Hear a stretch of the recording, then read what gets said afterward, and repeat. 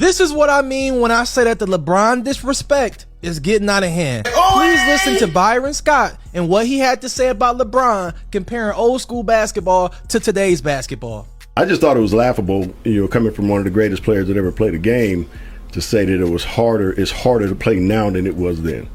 Are you ready to see him go from the Lakers?